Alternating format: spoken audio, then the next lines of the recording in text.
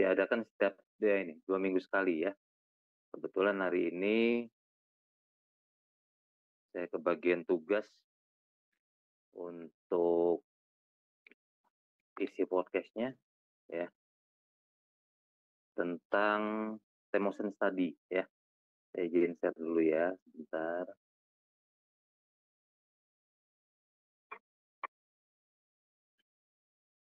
Oke.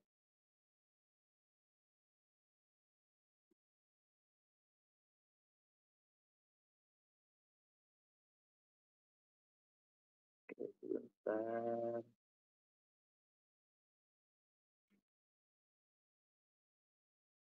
Sebentar.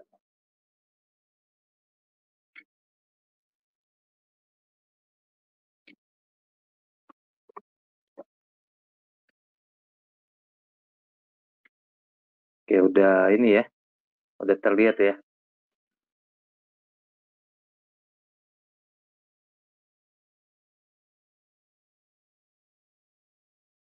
Udah ya. Oke ya. Emotion study ya. Sorry, bentar.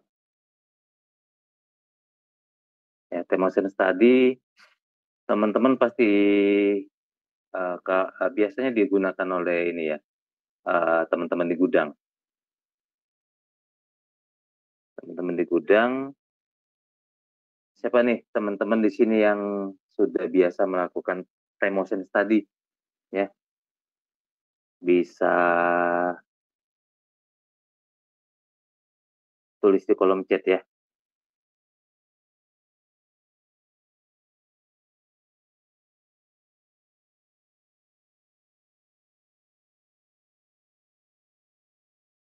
Ayo. Apa ini? Belum pernah?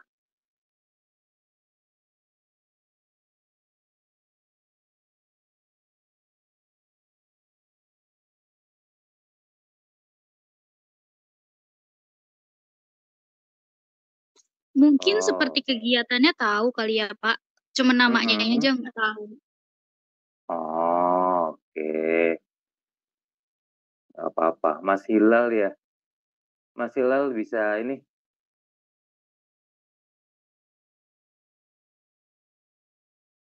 Berbagi dikit.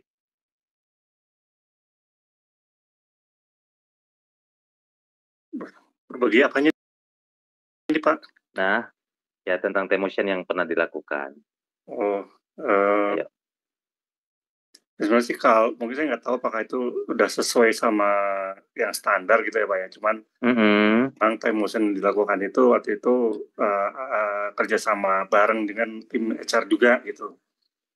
Jadi istilahnya semua aktivitas ya kan waktu itu time motion di warehouse Pak. Jadi semua aktivitas itu kita hitunglah secara tadi mulai terima produk, loading, unloading, lalu sampai cetak dokumen, sampai dengan selesai dokumen diberikan kepada admin, itu timingnya berapa tuh masing-masing activity.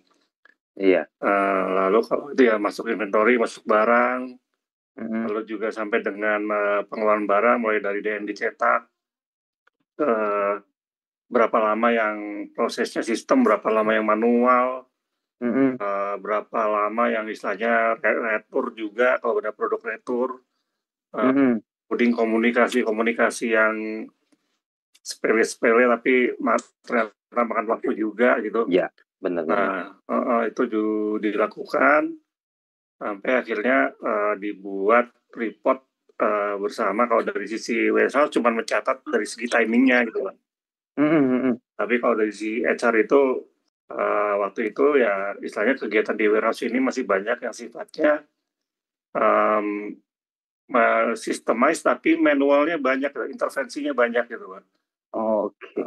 Karena kita udah ada DN nih, tapi DN itu ternyata harusnya kan teorinya sudah per kendaraan ya gitu kan, tapi ternyata nih, enggak nih DN-nya masih bulky, akibatnya apa? Staff harus melakukan lagi rekalkulasi produk supaya per kontainer itu beratnya sesuai gitu kan. Nah itu kan gitu Pak. Iya. Jadi ya secara teori sebenarnya kelihatan di time motion itu Wah, cuman cetak DM cepet kok, cuman loading tuh cepet kok gitu kan. Tapi pekerjaan untuk menuju ke sana itu ternyata banyak. Kalau orang Instagram ini waste-nya banyak banget ya gitu kan, kerjaan banyak gitu. Di situ sih Pak pengalamannya dulu seperti itu sih Pak. Iya. Oke, siap. Terima kasih ya Pak Elela ya. Iya, kasih Pak. Berbagi ya. Teman-teman yang lain ada yang udah pernah melakukan T-motion seperti Pak Hilal tuh? Izin Pak Yudi. Ayo Pak Irfan. Siap. Jadi beberapa waktu yang lalu lah, sekitar 2 tahun, itu sempat saya juga dapat materi ini dari Pak Agus Fitriadi ya. Kebetulan beliau salah satu konsultan di perusahaan saya sebelumnya. Ini asik sih Pak. Jadi kita betul-betul mencari tahu real time-nya tim kita itu pada saat melakukan aktivitas pekerjaan. Jadi betul-betul kita, kalau di HR mungkin namanya full time equivalent ya, FTE ya. Mungkin kalau di nama lainnya ya bisa di time motion-nya juga gitu Pak. Ini kita bisa saving juga keuntungannya. Tadi yang ada 10 orang dalam inbound, mungkin kalau kita rumuskan kembali time motion-nya, bisa melihat productivity timnya juga Pak. Itu sih Pak yang pernah saya alami Pak. Koreksi kalau keliru Pak. Thank you Pak. Benar Pak Irfan. Ya, kebetulan saya sendiri kan habis melakukan ini ya, pendampingan di salah satu perusahaan ya. Itu melakukan time motion study, baik time study dan motion study-nya ya. Ya itu tadi ya, melihat seberapa efektif sih ya kan, apakah ada yang perlu dikurangi dalam motionnya ya, secara waktu. Misal satu pekerjaan itu dikerjakan 1 orang, yang biasa dikerjakan 2 orang jadi 1 orang, impact-nya seberapa ya, bisa dilihat gitu loh. Dan kebetulan kemarin sekalian melakukan simulasi kalau saya.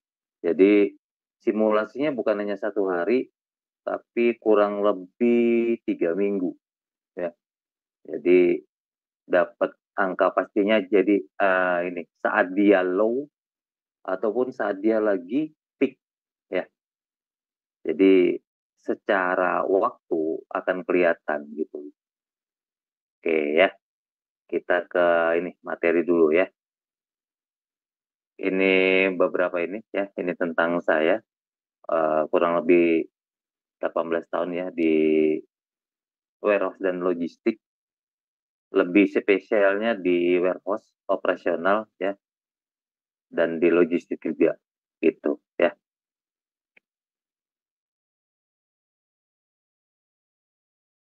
Ya ini ya, time motion study ya. Saya bagi 4 ya, definisi, benefit time motion-nya sendiri ya, rumus time motion ini secara teorinya ya, dan ada hitungan prakteknya gitu ya. Jadi secara definisi ya, merupakan suatu teknik dalam manajemen operasional yang digunakan untuk menganalisis, mengukur, dan untuk bisa meningkatkan efisiensi kerja melalui pengamatan aktivitas kerja yang dibutuhkan untuk menyelesaikan aktivitas kerja tersebut ya. Itu sebenarnya dia ada 2 ya, time study dan motion study ya. Time study itu fokus pada waktu, berapa lama waktu yang dibutuhkan untuk menyelesaikan satu siklus pekerjaan ya, mengukur durasi. Kalau motion study-nya fokusnya pergerakan atau gerakan yang merupakan waste ya, yang tidak perlu, sehingga pekerjaan itu lebih efektif, efisien. Kita hanya ini, jadi contoh begini, seperti saya info tadi, saya baru pendampingan ya, itu melakukan time study plus time motion, itu ada 4 simulasikan ya, dikurangi menjadi 8 simulasi secara waktu, apakah ada perbedaan pekerjaan itu. Kebetulan simulasinya cukup lama ya, 3 mingguan. Jadi dapat saat peak dan dapat saat low pekerjaannya ya, baik di in ataupun out-nya gitu. Ternyata setelah dilakukan simulasi, 9 orang itu memang secara waktu ada delay ya, ada tambahan waktu untuk menyelesaikan pekerjaan, tapi tambahan waktunya itu nggak jauh ya. Bisa 10 menit, dia jadi 15 menit. Kalau dia biasa setengah jam, dia bisa jadi 40 menit gitu loh. Dan kebetulan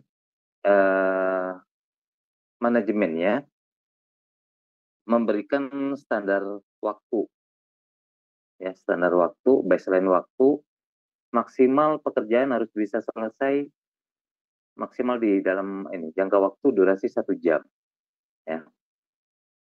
Jadi dengan 14 orang kemudian dilakukan simulasi untuk dilakukan sebanyak 9 orang, ternyata secara waktu itu masih sangat jauh dengan standarisasi waktu yang diberikan oleh manajemen. Jadi dengan pengurangan sekian orang ya, dengan melakukan time study dan motion study tadi, didapatkan bahwa pekerjaan itu masih tetap bisa selesai dan delay waktunya tidak terlalu signifikan ya, gitu. Jadi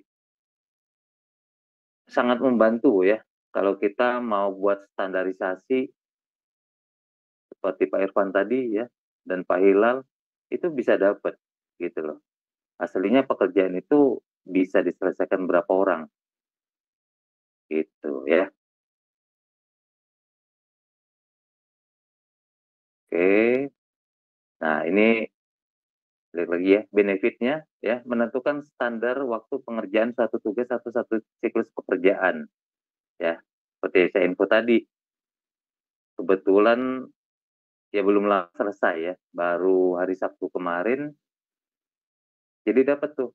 Jadi perusahaannya dapat standarisasinya gitu loh. Dengan pengurangan sekian orang, ternyata pekerjaan itu masih bisa selesai. Ya kan? Dan angkanya nggak terlalu jauh secara durasi waktu ya. Gitu.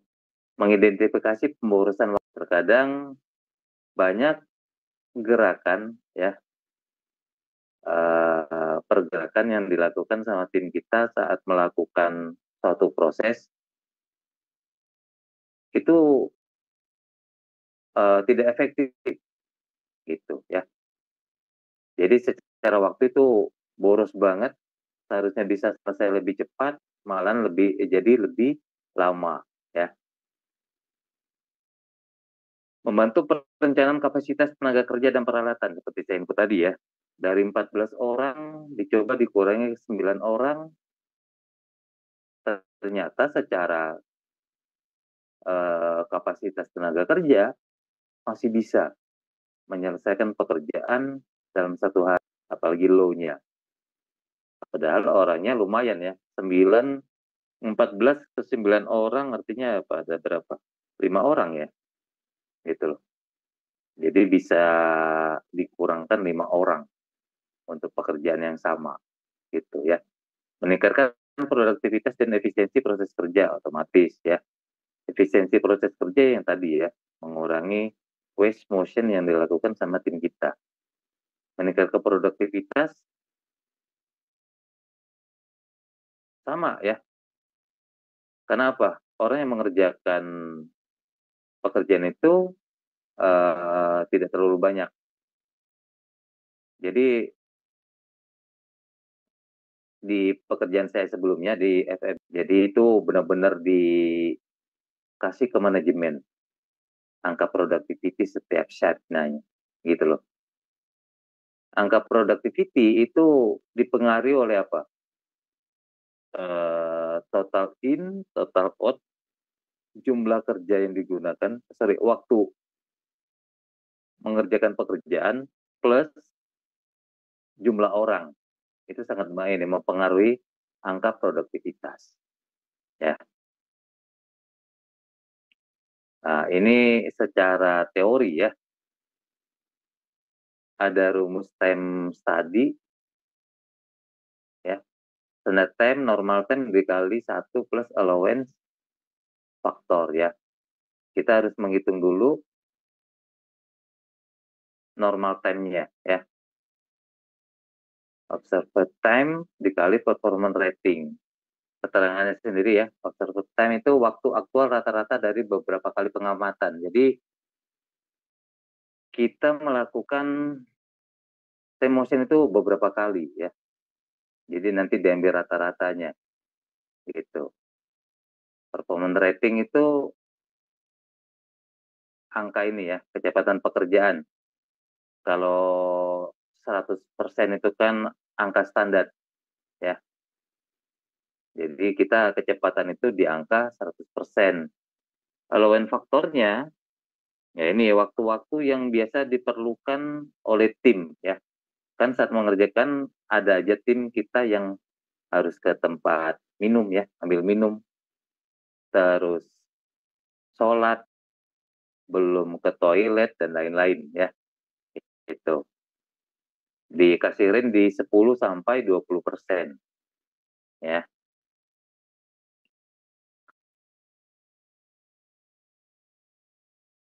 Oke, ada yang ini. Banyak ya. Sedikit kita lebih banyak di diskusinya. Ayo.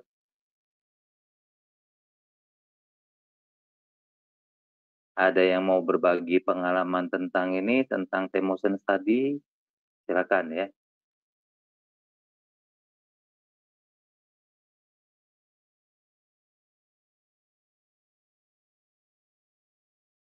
Ya teman-teman. Ya, mau tanya nih Pak Yudi. Oh iya, silakan Pak Hilal. Kalau misalkan dalam operator gitu ya, operator kan kita di warehouse kadang pakai tools ya, pakai alat gitu Pak. Ada yang pakai forklift, ya ada yang untuk picking lah Pak misalnya ya. Yeah. Atau untuk job bawa barang dari area picking ke area loading gitu Pak. Nah itu kan ada yang pakai forklift, ada yang pakai juga pakai handjack gitu ya.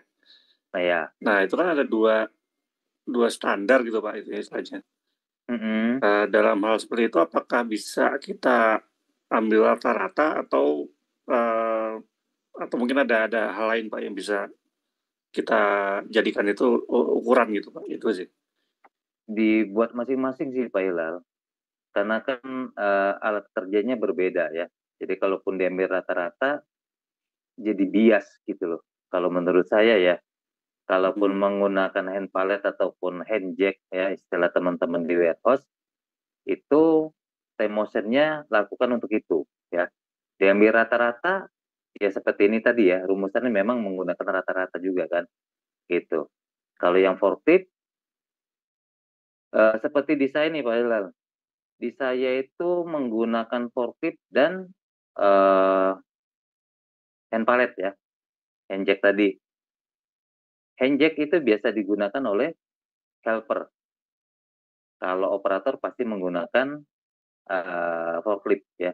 Jadi itu masing-masing saya hitung gitu loh. Kalau menggunakan forklift secara time motion berapa lama ya kan? Secara menggunakan hand pallet ataupun hand jack tadi itu berapa lama gitu loh. Jadi itu dibuat masing-masing. Masing-masing aja berarti ya. Oke, Pak. Iya. Karena kan pengerjaan juga kan kalau hand jack seperti saya input tadi ya, mau dia menggunakan pallet mover elektrik, biasanya itu tetap helper yang menggunakan. Jadi kita menghitung untuk helpernya gitu loh. Kalau operator kita menggunakan untuk operatornya juga masing-masing gitu. Kalau Pak Hilal mau buat rata-rata, ambil angka rata-ratanya yang menggunakan handjack semua gitu loh. Rata-rata penggunaan handjacknya atau hand pallet tadi. Kalau di operatornya menggunakan alat kerjanya, ya forkliftnya gitu. Jangan digabung karena kurang pas ya, bisa bias gitu loh. Karena kan kecepatannya beda ya, menggunakan forklift dan hand pallet yang cenderung manual lagi. Gitu. Ya, manual. Gitu Pak Hilal. Baik. Siap. Terima kasih Pak. Oke, terima kasih Pak Hilal. Teman-teman yang lain mau berbagi nggak apa-apa ya. Jadi bukan hanya bertanya ya. Mau sharing menggunakan time motion study, silakan ya. Ayo. Halo, selamat malam.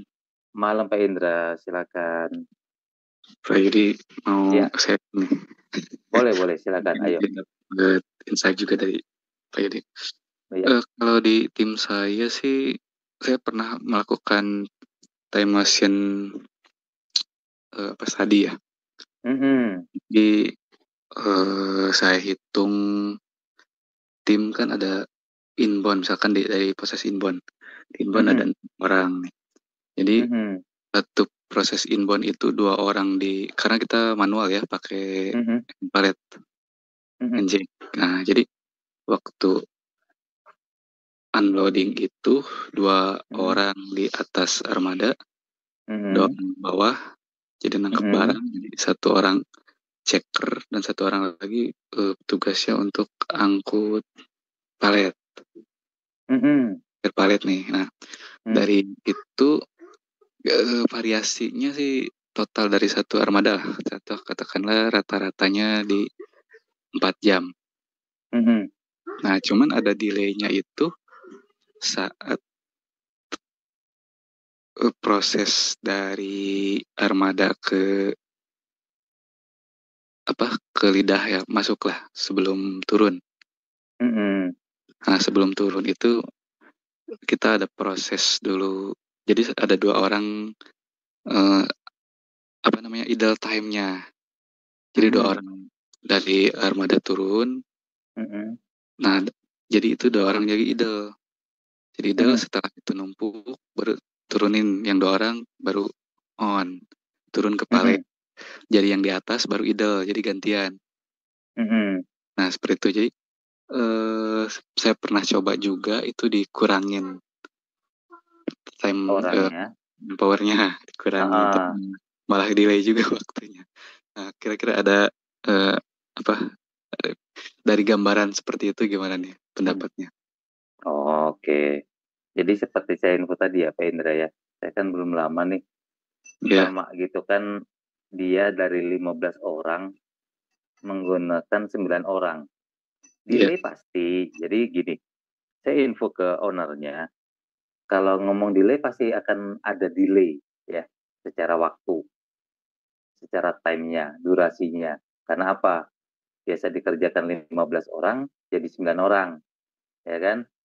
Hanya seperti saya info tadi, di manajemennya itu ada baseline ini ya, standarisasi waktu maksimal 1 jam itu. Karena ada standarisasi waktu dari manajemennya maksimal 1 jam, ya kan? Saya lakukan simulasi itu, gitu. Saat dilakukan simulasi, ternyata secara waktu memang ada delay, tambahan delay tapi nggak lama. Seperti saya info tadi, biasanya dia bisa 15 menit nih, misal ya, 15 menit, dengan 9 orang, dia jadi 20 menit, 25 menit gitu loh. Iya. Gitu loh. Hanya kan secara waktu dengan standarisasi atau baseline dari manajemen tadi, angkanya masih jauh. Gitu loh. Ya kan? Mereka tuh buat baseline itu tuh karena di tempat area kerja mereka, parkir ini kan mahal. Ya. Betul. Parkirnya mahal, jadi dia hitungannya per jam. Kalau kontainer ataupun truk yang masuk itu hitungannya per jam. Per jamnya mahal. Jadi dia berharap maksimal itu hanya 1 jam. Truk itu membayar biaya parkir. Gitu loh. Itu Pak Indra. Jadi Pak Indra sendiri waktu ngurangin orangnya langsung Mbak. Kita kurangin 2 orang. Jadi 2 atas 2 bawah. Coba kalau Pak Indra ini kan Pak Indra bisa simulasi lah ya. Simulasi, time motion study ya. Jangan langsung drastis Pak. Coba Pak Indra kurangi 1 ya kan. Kalau 2 tadi delaynya jadi berapa lama dari sebelumnya? Kurang lebih jadi sejam lah. Biasanya rata-rata 4 jadi nambah jadi 5. Oke. Lumayan. Coba Pak Indra ini gimana? Lumayan kenapa? Lumayan terlalu banyak nambah delay. Coba Pak Indra coba kurangi 1 ya. Kurangi 1, lakukan time motion lagi. Gitu. Jadi nanti Pak Indra akan dapat angkanya. Ya kan? Secara durasi waktu itu masih bisa ditoleransi apa enggak? Ya kan? Gitu. Kalau misal 1 jam tambahnya terlalu jauh ya, artinya itu kan jadi baseline-nya Pak Indra tuh. Ya. Kalaupun ada tambahan waktu nggak boleh sampai 1 jam. Ya kan? Gitu. Coba Pak Indra buat ya, time motion lagi, tapi kurangin 1 orang, jangan 2 orang. Ya Pak Indra. Oke, siap. Sama ini kalau time study ini kan, time motion study ini kan ada time study dan motion study-nya. Ya kan? Nah, Pak Indra bisa lihat secara motion-nya juga. Ya kan? Seberapa efektif tuh pergerakan mereka jadi cepat gitu loh. Ya. Itu nanti akan mempengaruhi secara waktu juga nanti Pak Indra. Itu. Nah, jadi ya seperti saya info tadi ya, kalau saya kebetulan beberapa nih, ya kan udah beberapa melakukan time motion study, itu akan kelihatan banget gitu loh. Maka yang saya yang terakhir ini rata-rata itu ya setengah jam, yang biasanya 15 menit sampai 20 menit jadi setengah jaman. Dari 15 orang, dari 14 orang yang mengerjakan jadi 9 orang gitu loh. Jadi secara pengurangan kan lumayan tuh Pak Indra. Ya. Iya. Jadi dari motionnya kita analisanya dari. Coba Pak Indra, secara waktu kan udah kelihatan kan. Kalau 2 orang sampai tambahan ada waktu, durasinya delaynya sampai 1 jam. Ya kan? Pak Indra coba lihat lagi secara motion ya. Pergerakan tim saat bongkar itu seperti apa. Gitu loh. Ada nggak yang bisa dikurangi motionnya ya? Harusnya dia langsung begini aja nih, tarik gitu loh. Karena jujur aja saya sendiri saat melihat yang di sini ya, di project yang ini, itu tuh banyak banget motion yang nggak perlu sebenarnya gitu loh. Bisa dikurangi seperti ini, kan muat nih ya. Muat semakin dekat barang ke TKBM kita, itu akan semakin cepat prosesnya. Ya nggak Pak Indra? Iya, betul. Iya kan? Semakin tidak terlalu menguras tenaganya, apalagi kalau kita muatannya banyak. Ya kan? Lah kan kita cari nih caranya agar barang ini bisa lebih dekat lagi ke mereka saat muat gitu loh. Jadi dia ngangkatnya nggak jauh, ngangkat dan tumpuk, ya kan? Dibandingkan dia harus ngangkat terus berjalan sampai misalnya 2-3 meter gitu loh. Akan beda dengan jarak yang 1 meter gitu Pak Indra. Itu kan di motion kan masuknya. Pergerakan. Ya kan? Itu ya Pak Indra. Ya, kasih. Oke, terima kasih Pak Indra. Teman-teman yang lain? Ayo, kita perlu banyak diskusi ya. Karena Malam Pak kalau Yudi. malam, silakan. Sama Pak Kenal siapa nih? saya Morris Pak. Oh, Pak Morris Biring. Silakan, Pak. Iya. Ini saya mau nanya sedikit Pak. Ini Iya. yang kalau dari yang tadi Bapak sampaikan terkait time motion ini apakah sama dengan kalau saya namanya line capacity atau manpower productivity per hour. Nah ini kalau saya tadi simak dari yang Bapak sampaikan, tujuannya kayak sama gitu. Maksudnya jadi itu buat efisiensi manpower ke arah sana ya Pak. Jadi kita tahu kapasitasnya, kinerjanya tim member kita per waktu, per jam, dan kita tahu pada saat peak session atau low order gitu. Apakah ini sama ya Pak ya?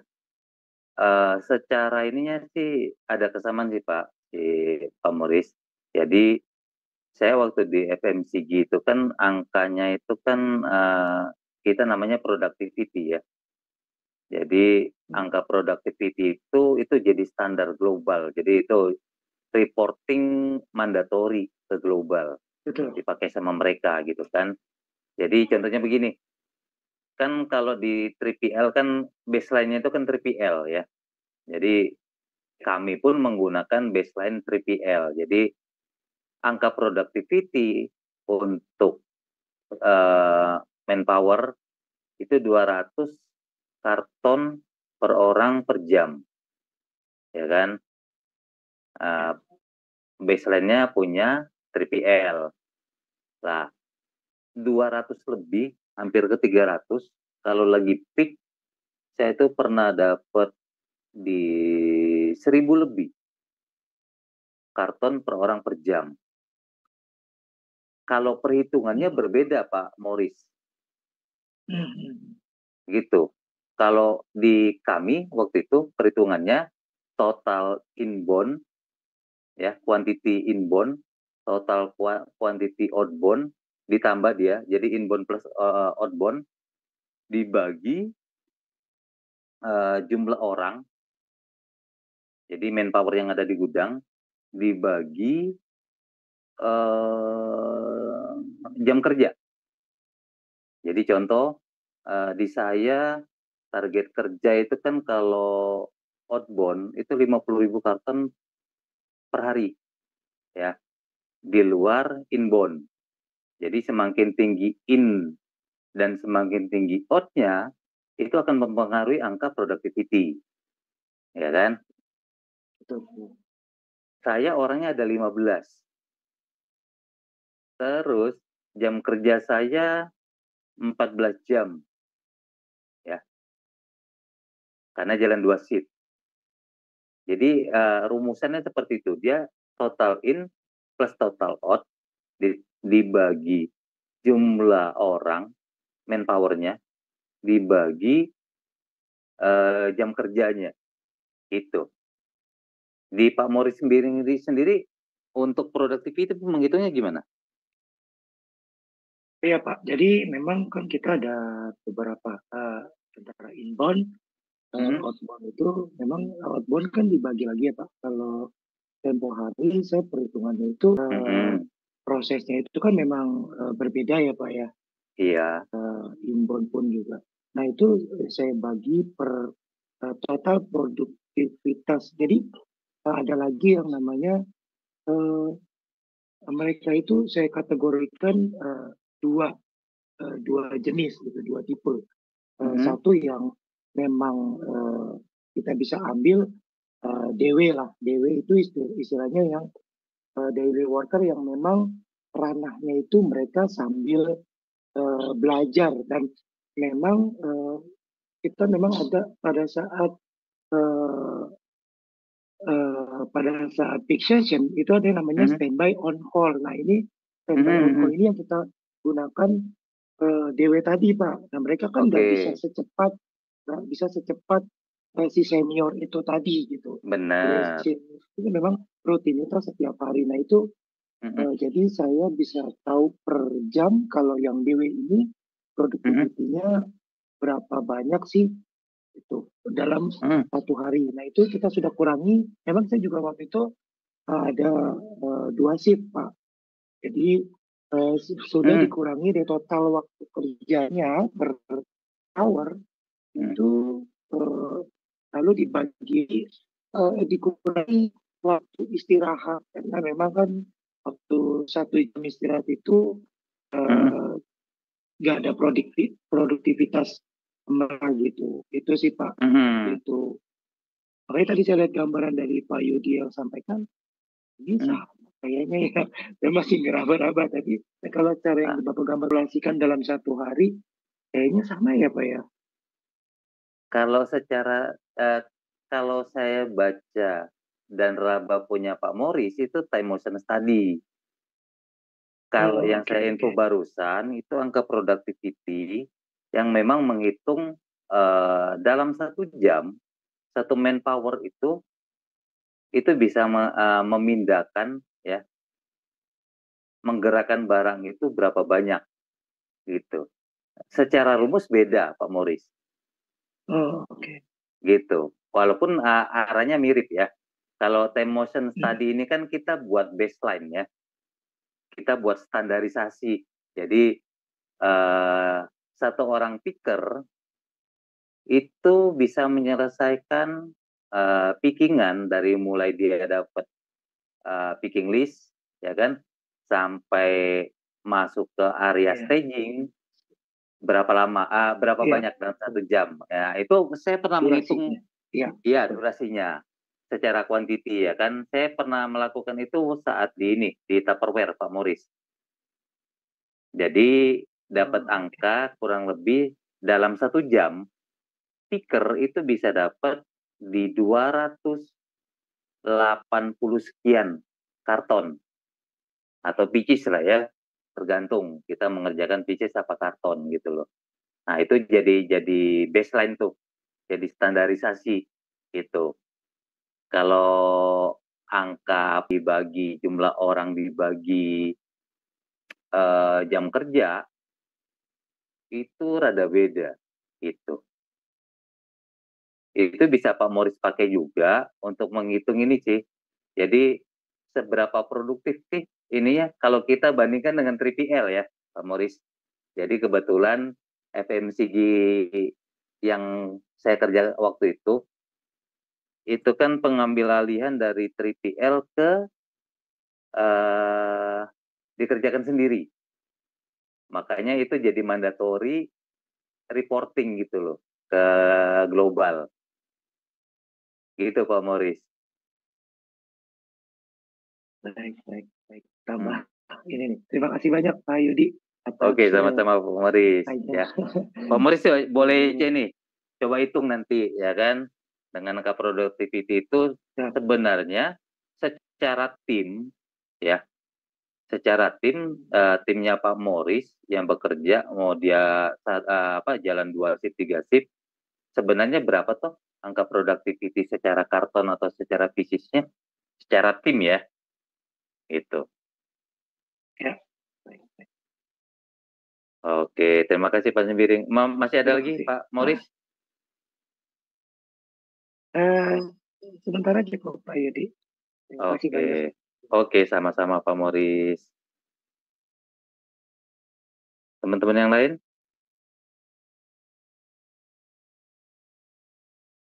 Pak, kalau nggak ada, aku mau nanya dikit Pak. Sharing juga dikit. Ini Pak. Jadi waktu ini Pak, waktu dulu pernah ngelakuin time motion itu. Itu ternyata tuh oleh konsultan lah istilahnya ya. Itu kan kita tuh ternyata ada diminta bikin untuk 2 kategori untuk 1 job ya Pak ya. Itu diminta bikin 2 kategori. 1 untuk orang yang kerja di bawah 6 bulan dan 1 yang di atas 6 bulan itu Pak. Memang di situ sih kelihatan jomplang beda gitu ya Pak ya. Iya, bedanya signifikan. Signifikan Pak. Nah, Ya awalnya kita nggak kepikiran ke situ kan, kita juga hitung tuh, ya udah saya bayar dihitung per orang gitu. Tapi ternyata mereka ada observasi sendiri, kok jauh dari yang rata-ratanya gitu kan. Ternyata emang ada kalau observasi di pagi hari sama di malam hari itu beda katanya gitu. Pasti, iya. Nah, Terus? Lalu sebenarnya kalau bicara pengambilan nih Pak ya, aku sih pengen tanya pertama emang kalau kita kan di warehouse itu biasanya oke kita ngambil satu sampel gitu Pak ya, satu sampel itu mungkin ya mungkin pagi atau malam gitu. Tapi kita jarang kali menggunakan lama kerja seseorang untuk diukur speed-nya gitu Pak. Oh, iya. Saya sendiri jujur Pak Hilal, ini sih hal baru ya. Karena bisa apa ya? Sesuatu yang belum pernah saya jalankan juga kalau ngomong berdasarkan ini ya, berdasarkan masa kerja. Gitu loh. Boleh juga sih dicobain, boleh juga sih. Oh iya, soalnya sih menarik sih Pak buat saya gitu. Cuman kalau dari segi mengamati sampai seberapa jauh sih kita bisa misalnya ini pengamatan pertama gitu Pak ya. Apakah kita perlu sampai sejauh itu Pak untuk ngedetailnya gitu ya? Atau mungkin ya cukup kita ambil rata-rata biasa aja gitu, itu sih Pak. Mungkin ada masukan gitu Pak. Oke. Pak. Oke, Pak Hilal. Semakin banyak sampelnya Pak Hilal, ya, itu semakin bagus. Secara ini ya, statistik itu kan semakin banyak sampelnya semakin bagus. Jadi seperti saya itu melakukan simulasi itu, ya, itu 3 minggu. Baru selesai hari Jumat kemarin. Gitu loh. Dan itu memang untuk bisa dapat ini, dapat angka realnya saat dia sepi, saat dia peak gitu loh. Jadi kan dapat semua tuh hampir 1 bulanan gitu loh. Jadi saat peaknya saya dapat juga angkanya secara masih masuk di baseline dari manajemen yang tadi apa enggak ya itu. Jadi Pak Hilal bisa lakukan semakin banyak sampelnya ya, itu semakin bagus, semakin kelihatan gitu loh. Oh iya Pak Hilal, yang tadi yang 6 bulan dan di atas 6 bulan yang bagus yang mana nih? Malah yang untuk job seperti sistem Pak, itu bagusan yang anak baru Pak, karena masih fresh. Oke. Kalau di lapangan? Dan di lapangan ya yang senior lebih cepat Pak. Iya. Itu sama. Menurut Pak Hilal kenapa bisa lebih cepat? Yang lebih lama? Mungkin kalau waktu itu tuh, kalau kita lihat anak baru itu kan di bawah 6 bulan tuh semangatnya masih tinggi Pak dia dan lebih senang dengan sistem itu Pak. Oh, oke. Lebih senang sistematisnya tuh dia tuh mereka itu kebetulan dapat supervisor itu yang misalnya detail Pak gitu. Jadi step-step apa jadi itu prosesnya ditentuin gitu Pak. Bukanya tuh ini dulu, kaki sebelah kanan, ini gitu tuh Pak. Tapi kalau seiring udah semakin senior, ya itu udah 6 bulan lah, saya 6 bulan masih, ya itu mereka nemukan polanya sendiri Pak, yang lebih menurut mereka tuh bisa lebih tahan lama dalam bekerja gitu Pak. Seberapa jauh sih kita tujuannya dulu emang buat ya kayak tadi Bapak bilang buat ngukur FTE sih Pak gitu. Nah, cuman ada analisa lanjutan itu kebetulan yang handle itu konsultan HR gitu, jadi saya lupa namanya apa gitu ya.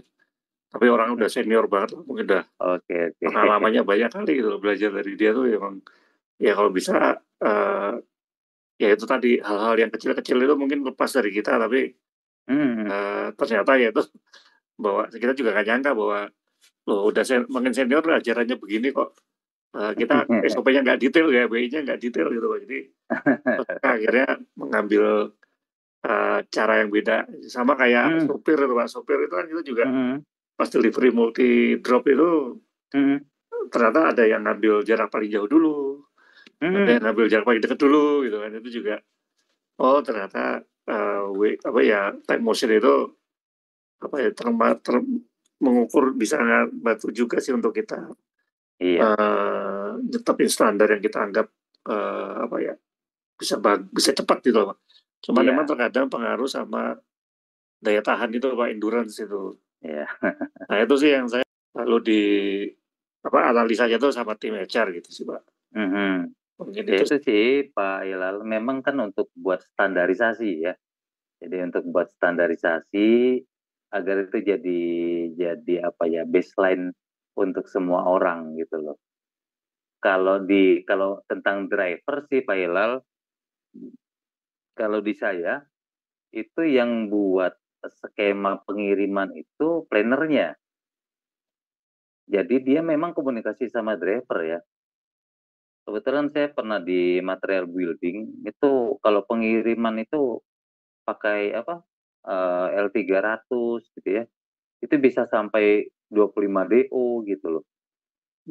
Memang bahasa planner saya ya, kalau saya tanya buat ininya gimana biar dia bisa terkirim, ya kan? Dibuatnya itu memang mobil itu kalau jalan itu dari titik A ke titik B ke titik C itu nggak ada bolak-balik begitu Pak Hilal. Jadi dia ilustrasinya itu seperti lingkaran. Pergerakan truk saat mengirim itu seperti lingkaran. Jadi dia dari titik A nanti balik ke titik awal ke gudang itu berputar gitu loh kalau diilustrasikan. Jadi nggak ada bolak-balik. Jadi dia komunikasi nih sama driver.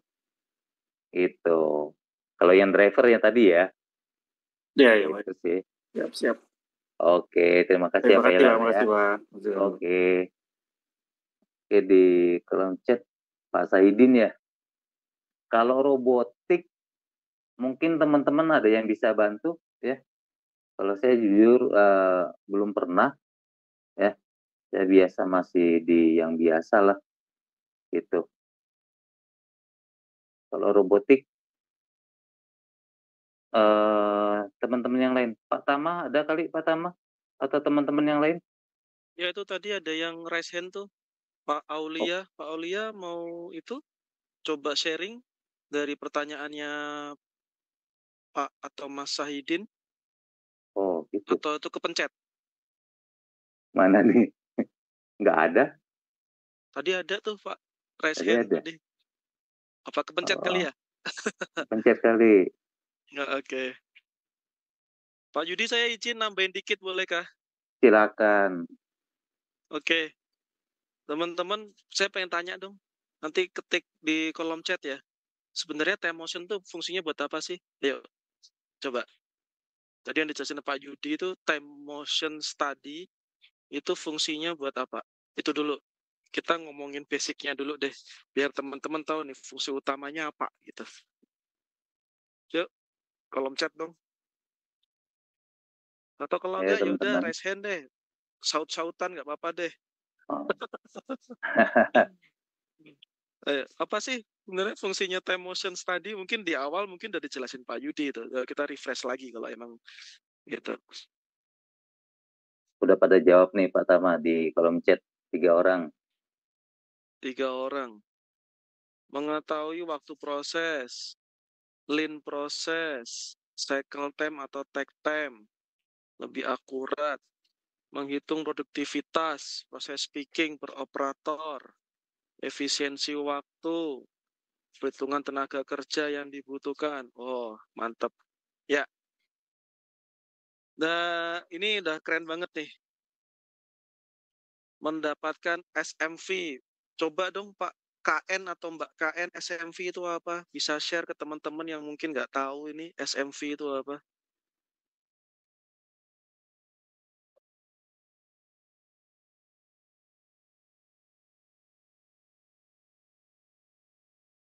Standard minute value. Oke.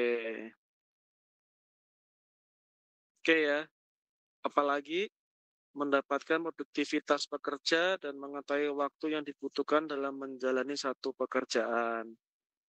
Oke.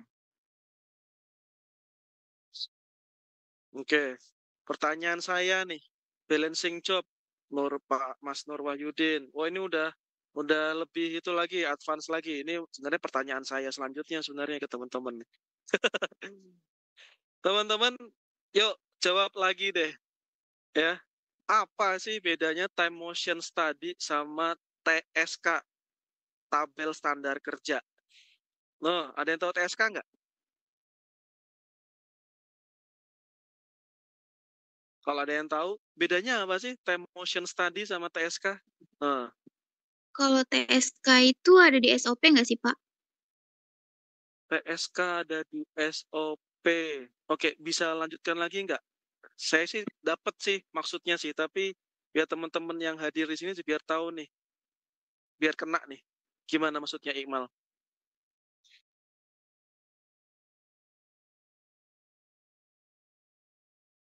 TSK apakah sama dengan take time?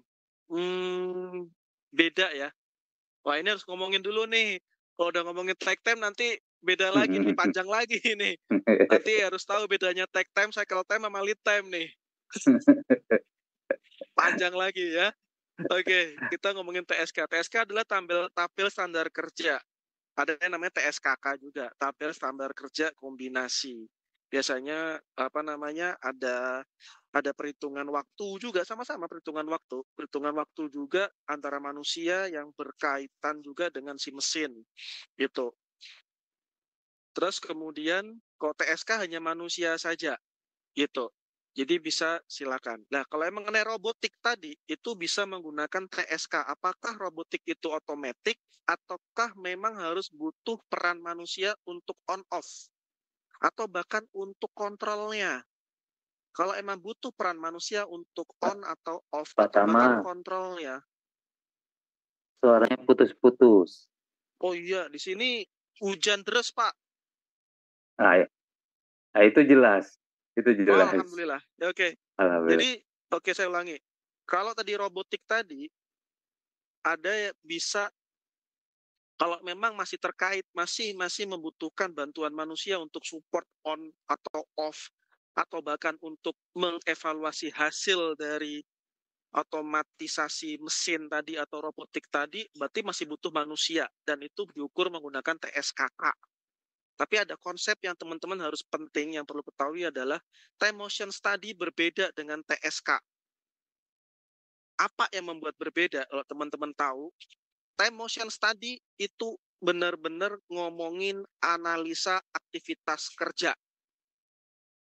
Gitu.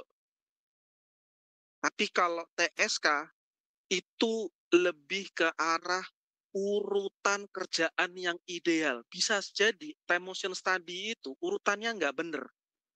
Pada saat kita tahu bahwa kita masukin ke TSK,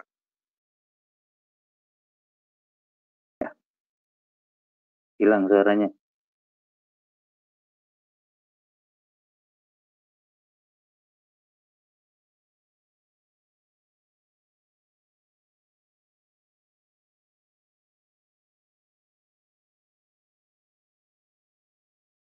Suaranya hilang, Pak Tama.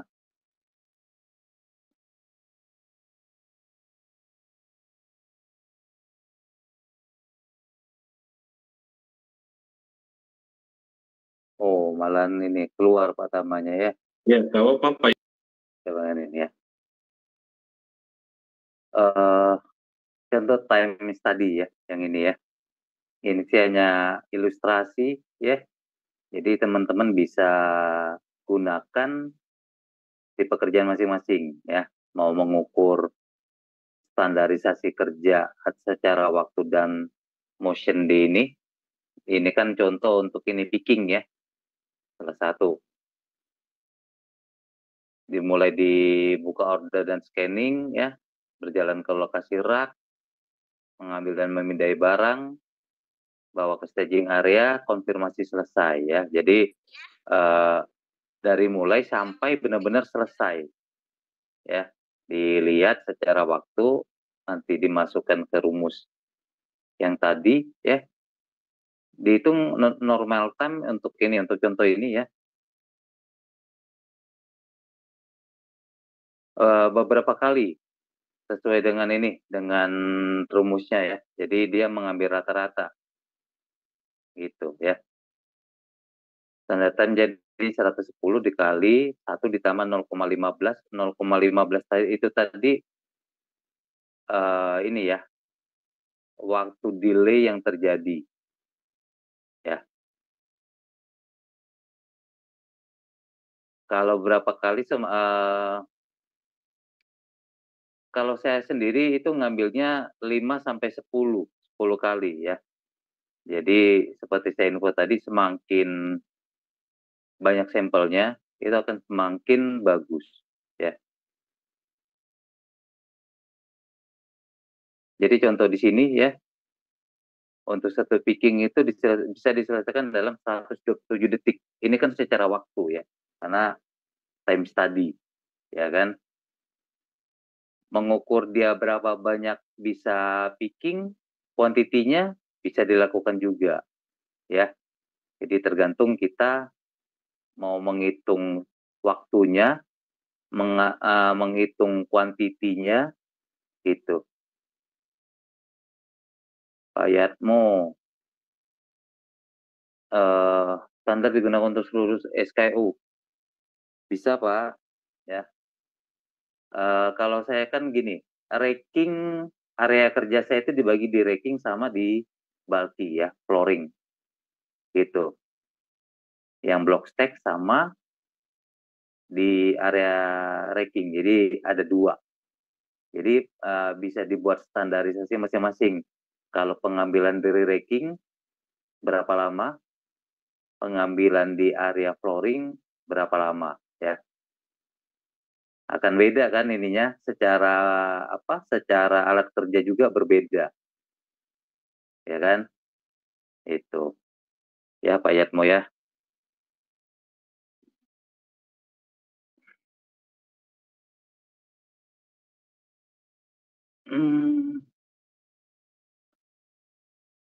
Pak Aulia ya, Pak Morris silakan. Aku pencet Pak. Oh, kepencet, oke. Pak Aulia, Amri, ayo dong.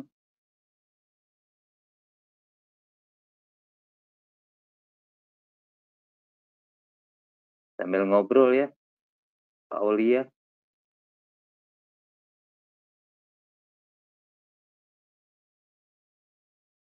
On mic dong.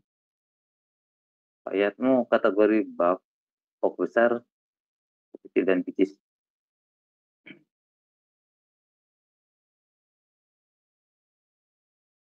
Kalau dibagi sih Pak, kalau pengambilan picis ya. Kalau di saya sendiri itu bukan picis, jadi minimal 1 karton kalau di saya. Ya.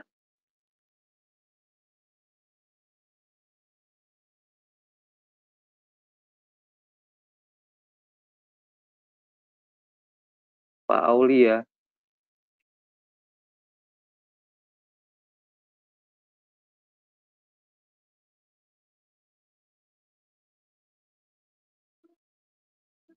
Halo? Ya. Izin. Iya. Boleh, silakan.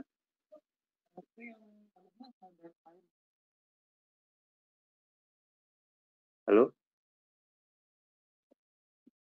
Halo Pak? Ya, silakan.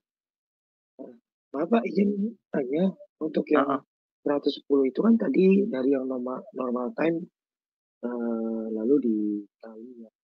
Kalau untuk yang standar time ini, yang dalam kurung 1 plus 0,15 ini kalau boleh tahu apanya ya Pak? Waktu untuk ini Pak, yang dilakukan sama tim kita kan ini, ada aja kan ke toilet, sholat, ambil air minum. Jadi tadi di atas kan ada ya, ini. Bentar ya. Nah ini. Oh, ini saya agak kelewat yang ini nih, maaf Pak ya. Oh iya. Oh, oke. Gitu ya. Yap. engine. Jadi range-nya 10% sampai 20% waktunya. Ya. Jadi tinggal kita buat, kalau tadi kan di 15% ya, 0,15 gitu.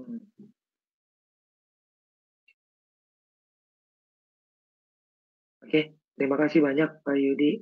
Oke, Pak Tama, silakan. Udah masuk kan? Ya Pak Yudi. Ayo. Oh ya, lanjut lagi ya. Jadi sampai mana ya? Lupa saya. Lupa. Oh iya, Masih ya. Apa ditungguin namanya itu. TSK sama itu ya, TSK sama time motion ya. Iya. Iya. Jadi gini, saya ngambil yang gampangnya dulu deh buat teman-teman deh. Sebenarnya ada 4 tools yang powerful selain mengenai pengukuran waktu kerja. Ada 4 powerful, yaitu yang pertama time motion study, yang kedua adalah TSK, yang ketiga adalah spaghetti diagram, dan yang keempat terakhir itu adalah Yamazumi namanya. Ketik dong kolom chat.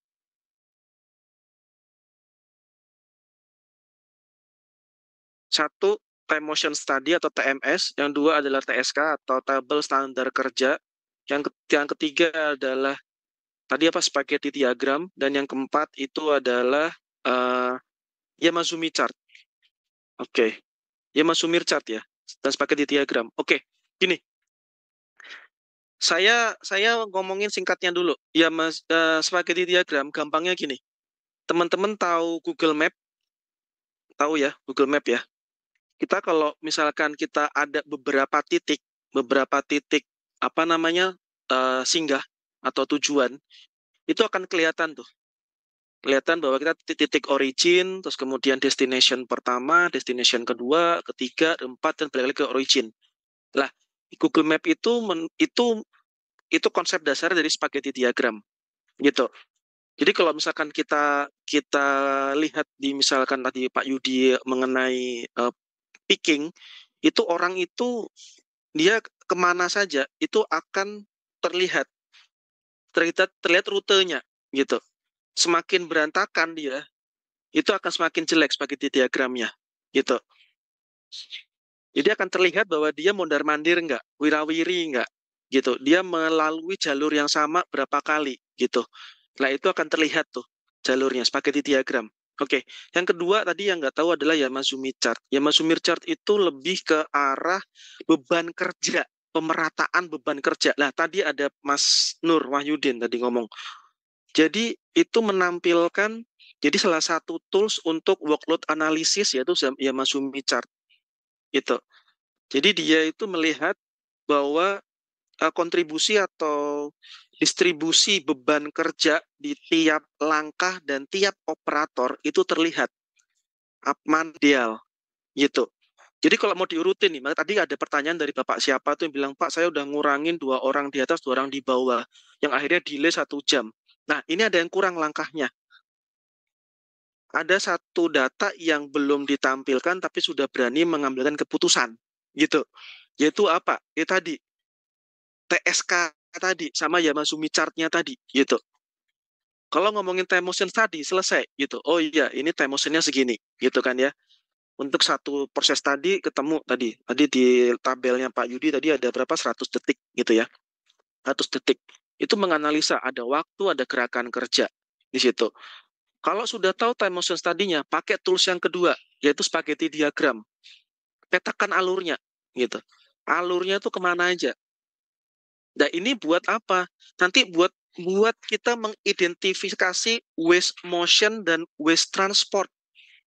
Itu fungsi utama spaghetti diagram.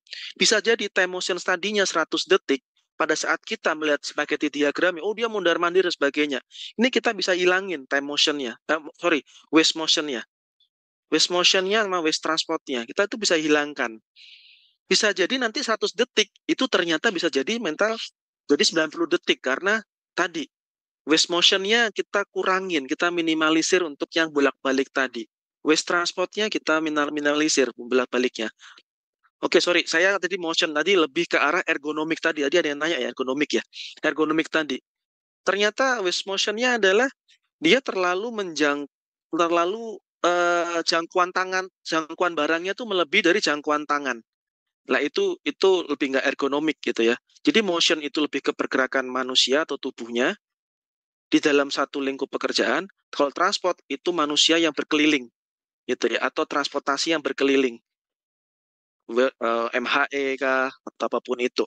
Nah, setelah menggunakan spaghetti diagram, baru ngomongin TSK, tabel standar kerja. Di sini ada dua hal yang perlu teman-teman ketahui, yaitu kita harus mencantumkan take time dan juga cycle time.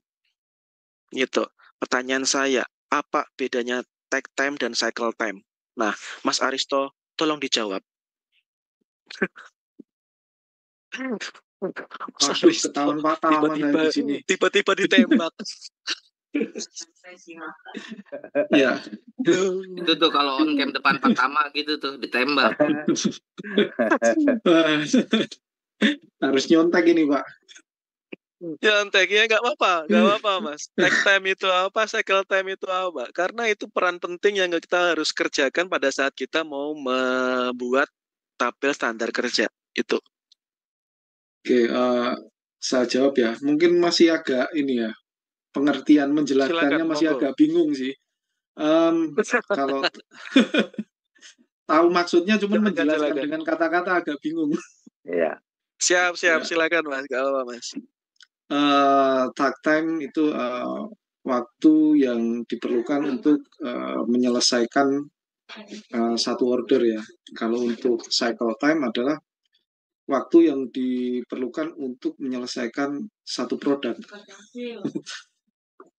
Tolong dikoreksi, Pak. Siap. Oke, saya koreksi dikit ya, Mas Aristo. Baik, Pak.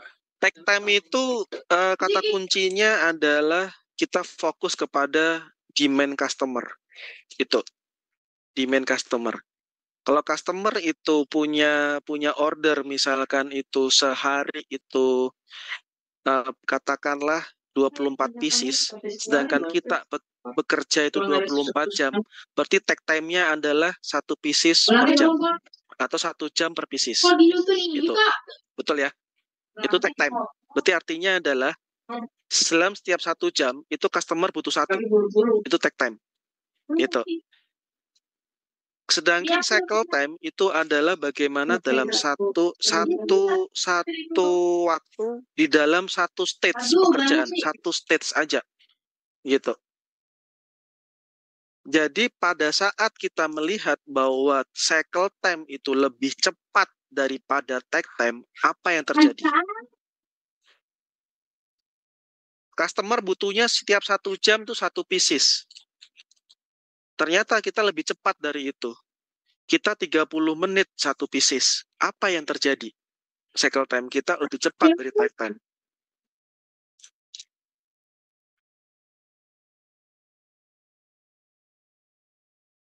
Cycle time lebih cepat dari take time akhirnya adalah overstock. Ini nggak mau dikirim lagi. Lebih banyak. Karena setiap 1 jam keluar 1, tapi kita setiap setengah jam keluar 1. Dan begitu kebaliknya. Kalau cycle time-nya lebih lambat daripada take time, itu berarti kita shortage. Nah, di TSKK itu dijelaskan. Nah, ini saya dijelaskan secara urutannya juga. Kita harus melihat setelah tadi ada time motion, ada spaghetti diagram, baru ngomongin TSK, baru ngomongin urutannya. Siapa tahu bahwa misalkan ternyata di sini ada berjalan ke lokasi rak, ini nomor 2 nih. Kalau itu kita pisahkan lagi di TSK, itu ada kerak 1, kerak 2, kerak 3 misalkan. Ternyata secara TSK, secara spaghetti diagram, itu ternyata nggak bagus. Dia kerak 1, kerak 2, kerak 3, dia kembali lagi kerak 1 lagi gitu. Ternyata ada job picking list yang ternyata itu urutannya itu rak 1, 2, 3, 1 lagi gitu. Walaupun itemnya berbeda. Lah ini problem. Lah TSK itu yang membenarkan itu. Loh ini spaghetti diagram kok bolak-balik. Oke, TSK-nya kayak gimana? Oh ini diatur. Oke, berarti harus selesaikan dulu di rak 1, rak 2, rak 3, baru ke staging area. Gitu. Nah TSK itu membenarkan itu. Makanya saya tahu maksudnya Iqmal tadi, Pak ini ada di SOP. Yes. Gitu. Karena ini bukan lebih ke SOP ya, ke WI. Ini akan tercantum di WI bahwa urutan kerja yang baik itu seperti apa. TSK dibuat itu dari hasil motion study tadi, yang time motion study, dan juga dari spaghetti diagram, kita benarkan di TSK, dan kemudian terakhirnya tools yang keempat, jangan lupa adalah Yamazumi chart. Beban kerjanya gimana? Bisa dibagi nggak? Mudah, murah, muri gitu ya. Ada pemerataan, ada waste, ada pemerataan, ada ketimpangan di situ. Nah, itu Yamazumi chart ngomongin itu. Jadi dari visual TSK, spaghetti diagram, time motion study di atas, itu Yamazumi chart langsung membenarkan semuanya. Oh iya, ini ternyata sudah balance. Oh, ini belum balance. Oke, berarti kita rubah. Beban yang over, kita geser ke beban yang tidak over. Kalau tidak over begini, berarti kita rubah lagi atasnya, itu TSK-nya. Urutannya seperti apa? Kalau urutannya sudah benar, kita baru balik lagi ke atas lagi. Spaghetti diagramnya gimana? Bolak-balik nggak? Harusnya sih enggak. Baru time motion study-nya gimana? Itu. Lah, 4 power tool ini sebenarnya sangat powerful sekali. Jadi jangan menggunakan time motion study untuk mengambil keputusan. Gitu. Harus didukung lagi dengan yang tadi gitu. Dan salah satu toolsnya memang time motion study gitu. Tapi harus dilengkapi dengan TSK, TSKK. Oke, saya lanjut lagi ke yang si robotik tadi. Nah, robotik itu gimana? Apakah full dia kayak Dark Factory? Tahu kan ya, sekarang lagi viral ya, Dark Factory ya. Nggak butuh support manusia apapun. Nggak butuh support manusia. Dia kerja 24 jam non-stop, 7 hari seminggu, tanpa ada lampu atau penerangan, dia jalan terus, keluarin output terus. Dung, dung, dung, dung. Kebutuhan manusianya hanya apa? Pada saat sudah ada di loading dock. Dia masukin ke apa namanya? Ke area ke mobil distribusi. Hanya itu saja. Tapi outputnya, penyimpanannya semuanya otomatis. Nah, itu malah lebih gampang.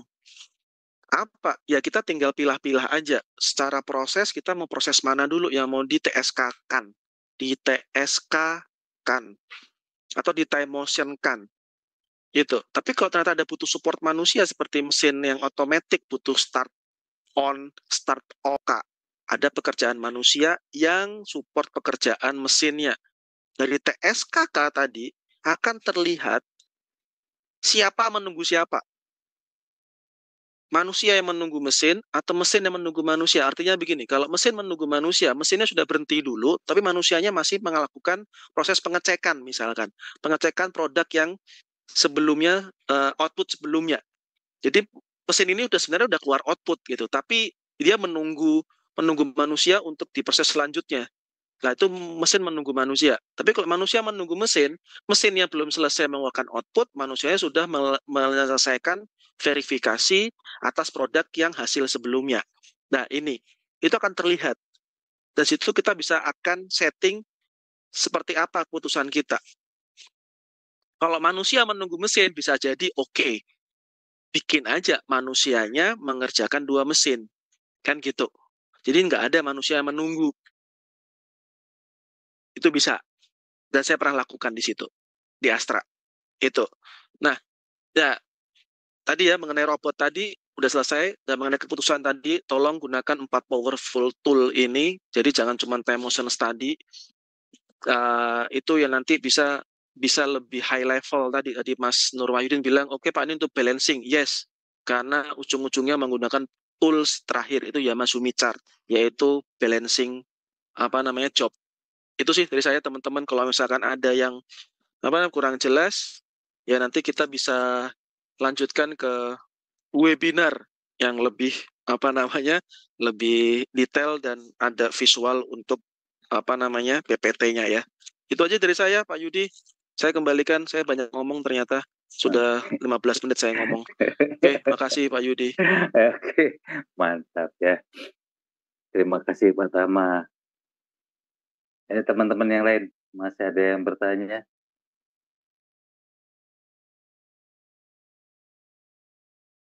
Pak Saidin ya. Ya, terima kasih ya Pak Saidin ya.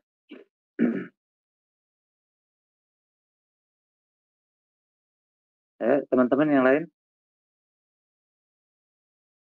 silakan.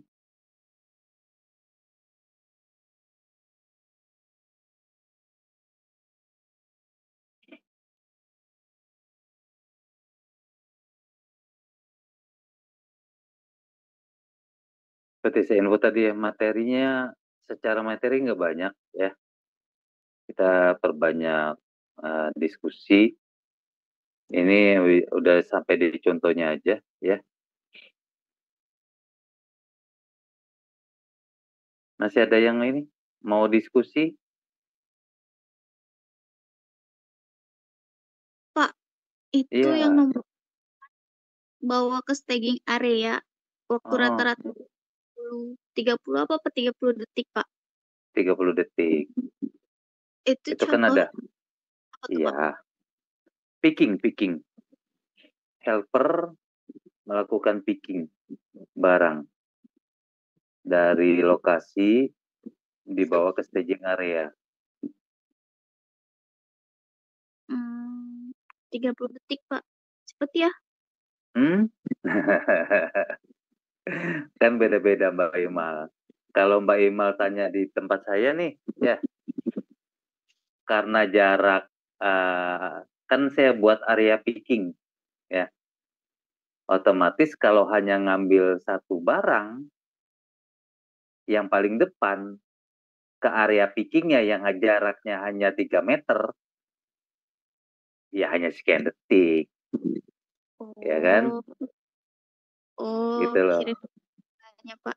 Oke, Pak. Tergantung ininya, Mbak Imal, ya. Jadi kalau dia ngambil di area yang lebih jauh, otomatis akan lebih panjang juga. Gitu. Ini kan hanya satu SKU ya. Gitu loh. Jadi Mbak Imal bisa cobain di tempat Mbak Imal seperti apa. Ya kan?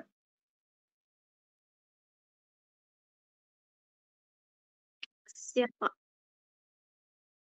Iya, Mbak Imal. Teman-teman yang lain masih ada?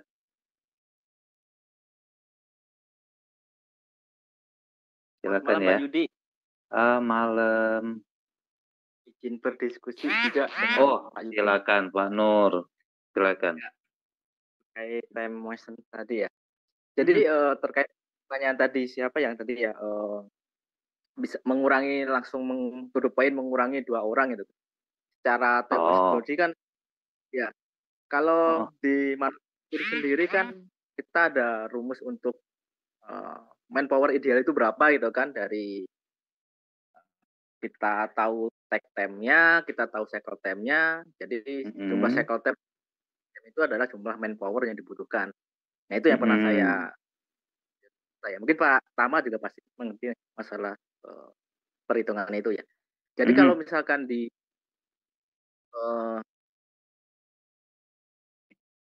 di pergudangan ya, kalau di inbound outbound itu mungkin Pak Tama ada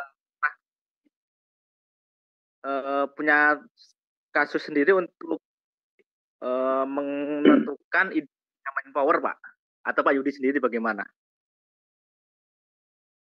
Oke, Pak Tama. Inbound outbound tadi menentukan apa? Manpower. Manpower idealnya aja, Coach. Penentuan manpower idealnya Pak Tama. Ya, idealnya tetap berdasarkan take time tadi ya. Tetap sih ujung-ujungnya sih tetap kita nggak jauh dari perbandingan antara take time dengan cycle time tadi. Yang tadi kita bicara yang 4 tools powerful tadi gitu. Take time-nya berapa?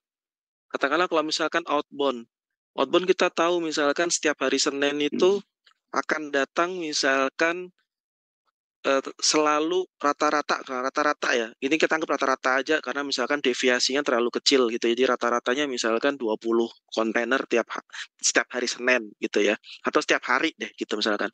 Setiap hari 20 kontainer. Ya, terus kemudian kita tahu kita punya loading dock-nya berapa gitu misalkan. Misalkan ada 4 loading dock. di situ untuk outgoing gitu ya. Berarti sekalinya mendarat atau sekalinya mendarat di loading dock itu outgoing itu 4 ya kan, 4. Berarti ada 5 kali sequence, ada 5 gitu ya. Lah, itu kita bisa lihat itu. Kita punya waktu berapa lama gitu. Berapa lama? SLA kita berapa lama sih? Target kita berapa lama? SLA itu hampir sama dengan target SLA itu hampir sama dengan take time. Take time-nya customer misalkan, ini nggak boleh lama-lama untuk outgoing proses gitu, atau loading proses. Itu nggak boleh lama-lama, karena perjalanannya jauh, jadi harus butuh sekitar 30 menit misalkan. Oke, itu SLA-nya. Itu take time-nya. Ya itu jadikan standar dulu. Lalu kita sudah punya standarnya, baru kita ngelihat, kita observasi yang tadi. Bagaimana time motion kita, bagaimana si spaghetti diagram kita, bagaimana TSK-nya kita, bagaimana Yamasumi chart-nya kita. Udah kena semua itu. Time motion-nya kena waktunya, spaghetti itu kena motion atau transportasinya, TSK kena standar urutan dari pekerjaannya, Yamasumi chart kena dari pemerataan beban kerja orangnya. Pada saat kita melihat bahwa ternyata orangnya kurang karena udah overload dari Yamasumi chart-nya sendiri, itu berarti kita butuh orang. Itu saja gitu. Kalau ternyata malah ini malah jadi kebanyakan orang, ya udah pangkas aja udah. Atau kita buka lagi loading dock untuk nomor 5 misalkan. Gitu. Oh, ini lebih semua nih orangnya. Ya udah buka loading dock nomor 5. Pak, nggak ada tempatnya. Ya udah, adanya di mana? Buka aja gitu. Nggak perlu ada loading dock secara fisik, tetapi kita punya area yang untuk loading loading area gitu ya. Fisiknya nggak ada, memang nggak apa-apa. Tapi kalau ada yang proper tapi belum belum secara resmi, ya udah pakai aja. Kita bisa usulkan ke manajemen, Pak, ini butuh loading docknya 5 karena kita orang juga ternyata utilisasinya masih misalkan dari Yamasumi chart terlihat 70%. 30%-nya kita bisa manfaatkan untuk buka loading dock ke 5. Selesai. Gitu. Itu sama kayak ceritanya Pak Yudi pada saat menurunkan penggunaan jumlah forklift yang awalnya 5 jadi 3 karena utilisasi forkliftnya itu terlalu rendah. Jadi dipangkas menjadi 3 supaya utilisasi penggunaan forkliftnya jadi 80% ke atas. Betul ya Pak Yudi ya? Kalau nggak salah nih, saya ceritanya Pak Yudi itu. Nah itu sama gitu. Itu sama persis gitu. Itu ketahuannya dari mana? Ya tadi itu spaghetti diagramnya, terus kemudian time motion-nya, TSK-nya, Yamasumi chart untuk utilisasi si mesinnya, si forklift-nya akan terlihat di situ. Jadi ketahuan jumlah orangnya berapa dari situ. Temukan SLA atau take time-nya si customer, baru lakukan observasi menggunakan 4 powerful tools tadi. Baru ketahuan kita butuh atau kita lebih. Gitu. Itu sih dari saya, Mas Nur. Semoga membantu walaupun tidak ada jawaban eksak. Oh, loading dock untuk outgoing untuk sekian ton butuh 5 orang, nggak ada ya. Sorry, saya nggak bisa ngomong begitu. Karena takutnya nanti ngomong begitu, Pak, ini barangnya ini kecil-kecil, receh-receh, bulky pula. 5 orang kata Pak Tama bisa, wah mati saya Mas. Enggak Mas ya. Jadi saya lebih ke arah best practice-nya aja, bukan tadi eksak harus butuh berapa orang gitu. Itu aja sih Mas Nur, moga membantu. Terima kasih. Pak Yudi monggo ditambah kalau ada yang kurang. Oke. Itu ya Pak Nur ya. Pak Tama terima kasih. Itu kayak kalau ya di pergudangan kita kan bisa melihat dari OD-nya ya Pak Tama ya, shipping operation diagramnya itu kan ketahuan tuh ya. Cara kalau misalkan value add sama non value add-nya akan ketahuan juga nanti setelah kita pembuatan TSK sama TSKK gitu. Benar. Kalau udah ngomongin SOD, berarti kan kita udah tahu bahwa berapa lama mobil ini berhenti di tempat kita. Betul ya, Mas? Betul. Kan gitu. Berarti itu SLA-nya kita itu. Karena kalau Iya, iya. misalkan lewat dari itu, kasihan drop point selanjutnya. Dan kasihan juga si armadanya. Karena biasanya kalau udah ngomongin SOD, pasti udah kental banget namanya Micran gitu kan ya. Gitu. Kalau emang kita ada kaitannya dengan Toyota atau Micran atau apapun itu gitu. Tapi kalau SOD di diagram apa namanya? SOD shipping operating diagram untuk internal pun juga pasti kita udah ngomongin waktu. Berapa lama mobil ini loading dan berapa lama mobil dari supplier ini unloading gitu. Benar Mas, TSKK memang untuk mengidentifikasi dari sisi urutan dan juga value added atau non value added. Benar. Sip, mantap Mas Nur. Oke. Mungkin yang lainnya.